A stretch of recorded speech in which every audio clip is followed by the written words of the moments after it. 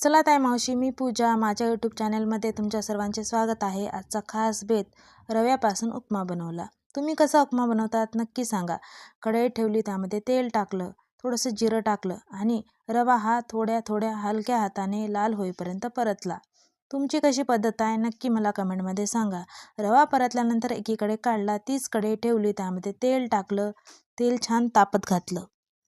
बघा, आज संडे होता, आज कामाचा वार, म्हणून सोप्या पद्धतीत उपमा तुम्हाला मी रव्यापासून कसा बनवला दाखवत आहे.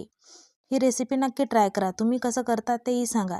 तेल टाकलं, जिरे मोहरी टाकली. आपण पोह्याची जशी तयारी करतो तशी इथे मी उपम्याची तयारी केली आणि सोप्या पद्धतीत उपमा बनवला.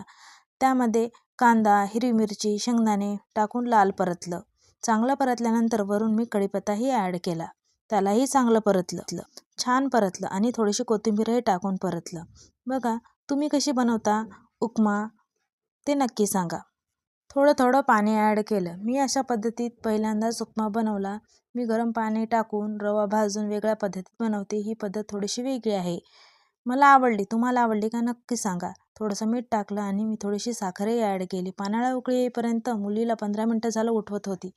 मी गेल्यावरच ती उठली. बघा, छान पाण्याला उकळी आली तर थोडं त्यामध्ये रवा थोडं थोडं टाकून ॲड केला. चांगलं हलवून घेतलं. बघा, छान एकजीव होतो आणि घट्टसर होतो. लगेच हलवायचा आणि 5-7 मिनटं हे वाफत ठेवायचा.